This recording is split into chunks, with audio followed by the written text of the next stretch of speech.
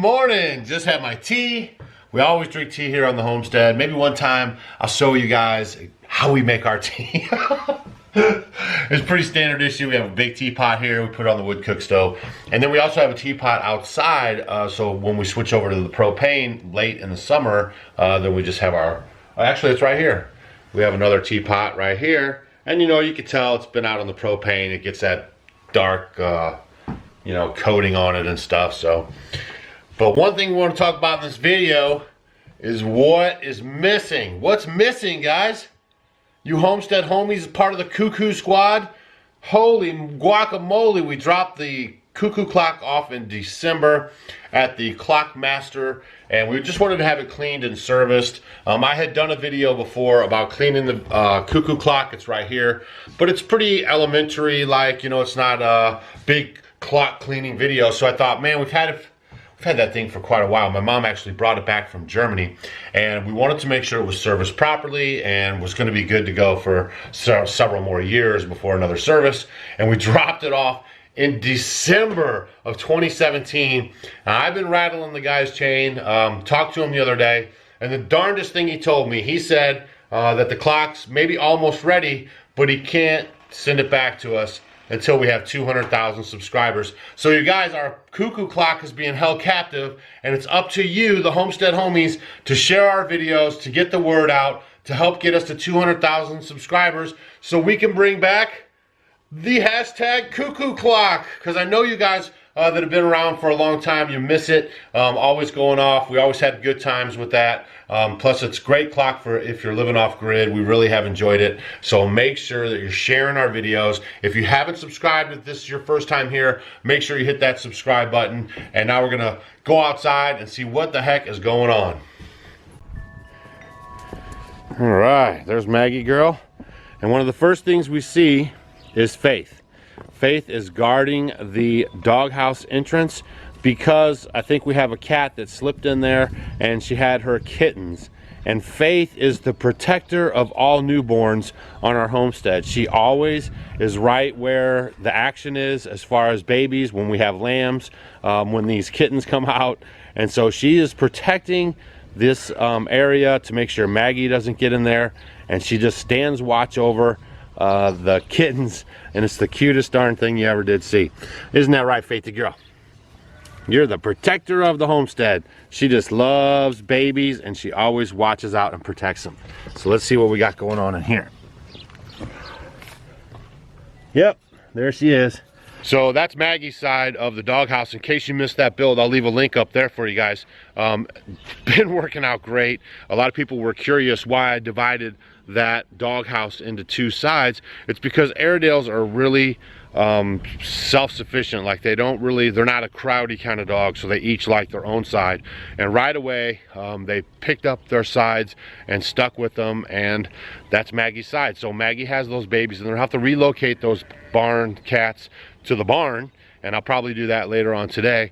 But right now I have to go feed the sheep.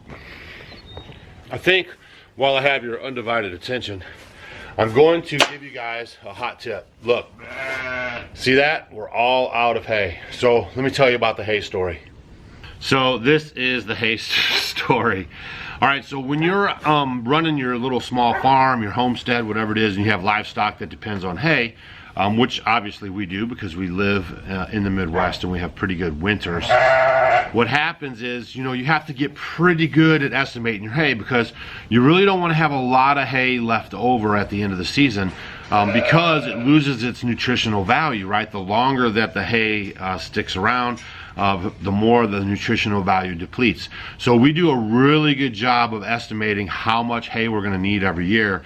And every year we might have a bale or two left over, but for this year, because the weather has been so wackety, we're out of hay now, but the grass is coming on right now, so we're just a little bit behind. We might have missed it by 10 bales or so.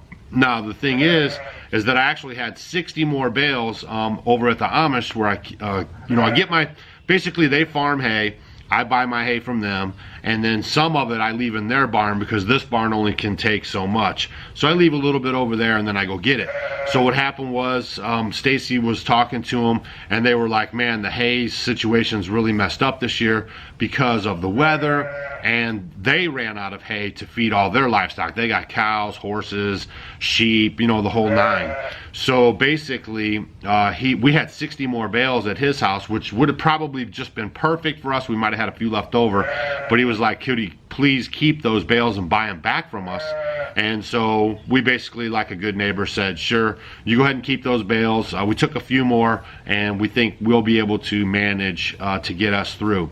Well, wouldn't you know it, like we had snow the other day, and you know, we're really cutting it close is about the bottom line. But for them, you know, they really started stressing out. A lot of people started stressing out because normally in our area, the grass is already on and the animals are already turning their nose up at the hay. So why do I say all that? I say all that because if you get into a situation at the end of the year where you need more hay, but the weather's kind of wacky, they really jacked the prices up on hay. So hay around here started going from the normal $3 a bale to like $8 and $9 and $10 a bale. It's a great supply side economic model, supply and demand, capitalism. You know, we're all for it, but I just don't want you guys to get caught in that pinch. So try to make sure you're watching over the winter, how much hay are you going through, so that way when you guys, if you're ordering hay or buying hay, you won't get stuck at the end and have you know, high prices. Another thing that we had happen to us before is we get our hay on the first cutting right out of the field, and we got our hay out of the field, and then what happened was a drought came. So the rest of the spring and the summer, there was no good hay, and so all the hay the guys were cutting after we got our first round started really going up in price. So get it early and make sure you're estimating enough of what you want and what you need for the year, and save yourself a few dollars. So I'm gonna finish feeding the sheep right now. I just thought I'd share that story with you. I love keeping sheep. These are the Katahdin hair sheep, and I really, really enjoy them. They're really easy keepers, not a lot of maintenance. They don't require a lot of attention. They handle the heat really well, and they've just been a joy to raise. And as you can see, all the babies are really getting bigger. Yeah, and we've already sold 3 of the ewes off to a homestead homie who will be picking them up shortly.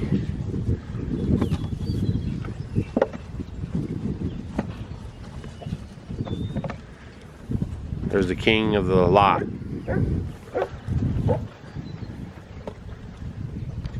Now I'll be working on the bottom shelf here for the table in the greenhouse. We'll get that buttoned up, and I'll show you guys kind of how I'm putting it together.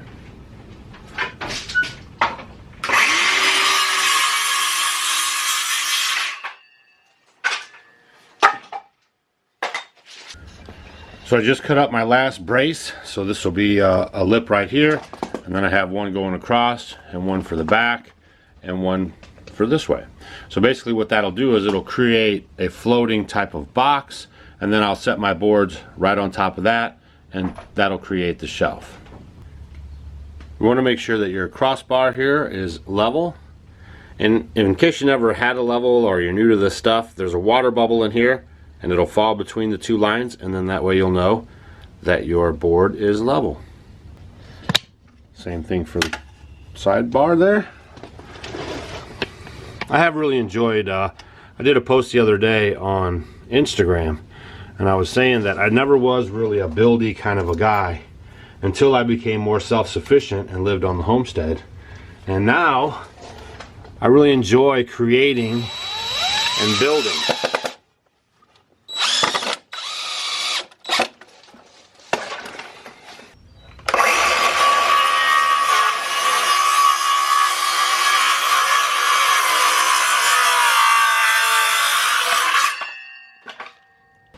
Now I have my boards cut, basically for my shelf. I'll show you how that goes.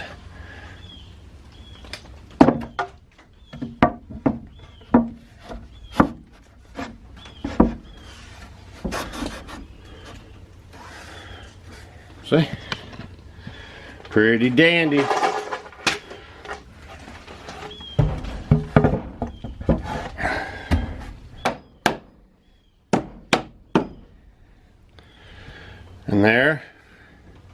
is a shelf for the table. I made a little modification on my shelf here, and I put a lip on the back, so in case Stacy's putting stuff on here, it won't slip off the back. So that works out good. One thing I want to say too, guys, is don't be intimidated by building stuff on your homestead. When I got out here, I was pretty minimal in my skills. Actually still am. I mean, if a regular carpenter dude came through here, he'd probably be like this.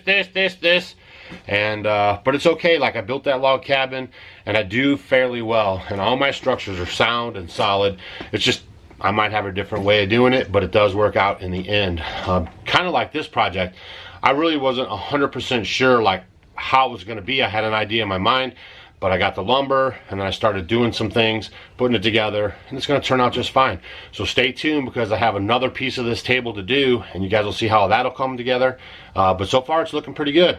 Hope you guys enjoyed the video. Don't forget to check us out on Facebook, Instagram, and Twitter. Leave your comments down below on the last thing you built, even if it's not on a homestead. If you're just in an apartment or something, what's the last thing that you built? And we'll see you guys on the next video. And as always, t-shirt links are down below if you want to support our work here on the homestead. And other than that, we hope you guys are going to have a great day today, and spring is coming soon, so here we grow. Hey guys, thanks for watching our video. You might want to check out these videos. And if you want to become a homestead homie, click the picture of us below. We will see you tomorrow.